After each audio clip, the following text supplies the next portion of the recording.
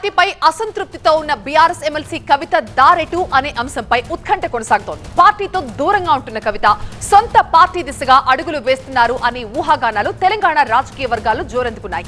ఇక నిన్న కవితతో బీఆర్ఎస్ రాజ్యసభ సభ్యుడు దామోదరరావుతో పాటుగా party legal cell incharge Gandra Mohan Rao కూడా సమావేశమయ్యారు. కవితను బుజ్జగించేందుకు ఆ ఇద్దరు నేతలు ప్రయత్నించినా కూడా ఫలితం లేకుండా పోయిందని తెలుస్తోంది. మరోవైపు కవిత వ్యవహారంపై బీజేపీ ఎంపీ రఘునందన్ రావు కీలక వ్యాఖ్యలు చేశారు. తండ్రి కూతురు మధ్య మధ్యవర్తులు ఎందుకని ప్రశ్నించారు ఆయన.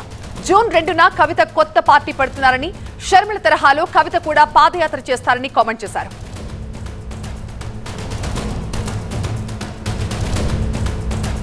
టీఆర్ఎస్ వాళ్ళు ఇతర పార్టీలకు పోయేందుకు టీఆర్ఎస్ పార్టీ ఖాళీ అయ్యేటువంటి ప్రయత్నాలు జరుగుతున్న తరుణంలో నాతోటి కొట్లాడితే నా బిడ్డ దగ్గర కొనరి, నా కొడుకుతోటి కొట్లాడితే నా అల్లుని దగ్గర కొనరని వాళ్ళే అన్ని గ్రూపులు పెట్టుకొని చేస్తున్నట్టు ఇది ఒక నాటకంలా కనబడుతుంది తప్ప ఇంకొకటి ఏం లేదు.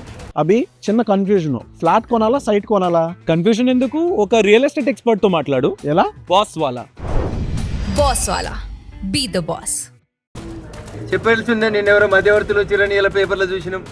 తండ్రికి బిడ్డకు మధ్యలో మధ్యవర్తులు ఎందుకు? నేరుగా మాట్లాడుకోవడానికి లైన్ ఫోన్ ఉంది, ఫామ్ హౌస్ ఉంది, బిడ్డ వస్తా అంటే నాయన రానిస్తాడు కూడా. ఇవన్నీ కూడా ఈ రాష్ట్రంలో ఉన్నటువంటి సమస్యల్ని పక్కదారి పట్టించి వ్యక్తిగతమైనటువంటి ఎజెండాతోటి వాళ్ళ కుటుంబంలో ఏదో జరుగుతుంది, వాళ్ళే లీడర్లు కావాలనుకొని తండ్రి కొడుకు అల్లుడు వీళ్ళెవరికి నచ్చకపోతే మళ్ళీ కూతురు దగ్గరకు పోయేందుకు ఇంకో కొత్త కుంపటి పెట్టాలన్నట్టు కనబడుతుంది. నాకు అవగాహన ఉన్న కాడికి, నాకు అర్థమవుతున్న కాడికి చెల్లె కవిత ఆల్రెడీ మెంటల్గా ఫిక్స్ అయినట్టున్నది. టీఆర్ఎస్ పార్టీలకు వెళ్ళి బయటకు పోదామని, సొంత ఎజెండా పెట్టుకుందామని, అక్క షర్మిలక్క చేసినట్టు పాదయాత్ర చేద్దామని, ఓ కొత్త పార్టీ పెట్టుకుందామని ఆమె డిసైడ్ అయినట్టు కనబడుతుంది. తేదీ ముహూర్తం కూడా నాకు అర్థమైన కాడికి బహుశా జూన్ 2వ తారీఖున కవితమ్మ కొత్త పార్టీ పెట్టవచ్చు. అంతకుమించి కొత్త కనబడేది ఏముంది? ఆడ కొట్లాట ఏముంది? తండ్రి కూతుర్లు, అన్న చెల్లెళ్ళు, పక్క రాష్ట్రంలో ఏమైందో చూసినాం, ఈ రాష్ట్రంలో కూడా గదే అవుతుంది. ఇదిలా ఉంటే తన యాక్షన్ ప్లాన్ అమలు చేసే దిశగా కవిత అడుగులు వేస్తున్నట్టుగా కనిపిస్తోంది. ఇందులో భాగంగా తెలంగాణ జాగృతికి సంబంధించి 11 ఏరియాలకు కోఆర్డినేటర్లు నియమించారు. సంస్థను కాపాడటమే ధ్యేయంగా సింగరేణి జాగృతి ఏర్పాటు చేశామన్నారు. టీజీబీ కేసుతో సమన్వయం చేసుకుంటూ పనిచేస్తామని, కార్మికుల సంక్షేమమే లక్ష్యంగా కార్యాచరణ ఉంటుందని చెప్పారు. మోదీ కోసమే సీఎం రేవంత్ పనిచేస్తున్నారంటూ విమర్శించారు కూడా. మా చీఫ్ రిపోర్టర్ రాకేష్ ప్రస్తుతం లైవ్ లో జాయిన్ అవుతారు. రాకేష్, ఏంటి ఈ ఊహాగానాలకు తెరపడేటప్పుడు కవిత దారెటు, కవిత ఏం చేయబోతున్నారు?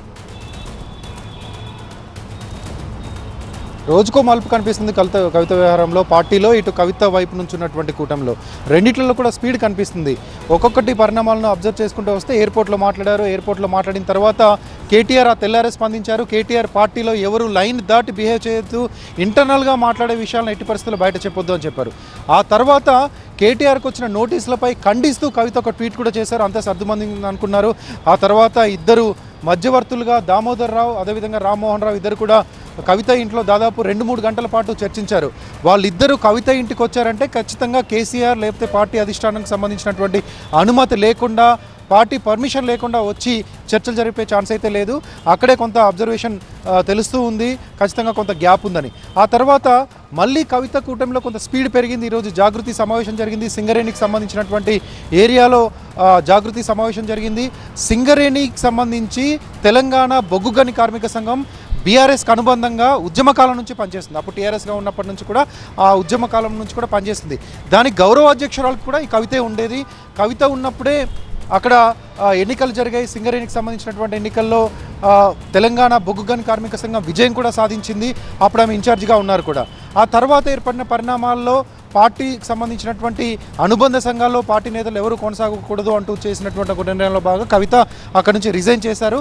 ఇప్పుడు మళ్ళీ తాజాగా ఆ ఏరియాకు సంబంధించి ఆ 11 ఎన్క్లేవ్స్, సింగరేణి ఎన్క్లేవ్కి సంబంధించినటువంటి కార్మిక నేతలతో సమావేశమయ్యి అక్కడ 11 ఎన్క్లేవ్స్కి 11 గేట్లకి 11 ఇన్ఛార్జీలు నియమించి సింగరేణి జాగృతి అంటూ కొత్త విభాగాన్ని ఏర్పాటు చేసి మళ్ళీ అక్కడ ఉన్నటువంటి తెలంగాణ బొగ్గు గని కార్మిక సంఘంతో సమన్వయం చేసుకొని అనుబంధంగా పనిచేస్తారంటూ ప్రకటించారు. ఇది కొంత కన్ఫ్యూజన్గా కనబడుతుంది. 2 కార్మిక సంఘాలు అనుబంధంగానో లేకపోతే సమన్వయం చేసుకొని పనిచేసే అవకాశాలు చాలా తక్కువగా ఉంటాయి. ఎలక్షన్ టైంలో కొంత క్లాషెస్ ఉండేటువంటి ఛాన్స్ ఉంటాయి.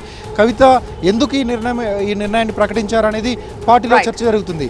పార్టీకి ఒక అనుబంధం సంఘం ఉండంగా మళ్ళీ జాగృతికి సంబంధించి ఇంకొక డివిజన్ ఇంకొక విభాగాన్ని ఎందుకు ఏర్పాటు చేశారనేది చర్చ జరుగుతుంది. దీనిపైన ఇప్పటివరకైతే ఎవరు స్పందించలేదు. పార్టీ నేతలు దాదాపుగా అందరూ యూకే యూఎస్ టూర్లో ఉన్నారు. కేసీఆర్ కొంతమంది నేతలు మాత్రమే ఇక్కడ ఉన్నారు.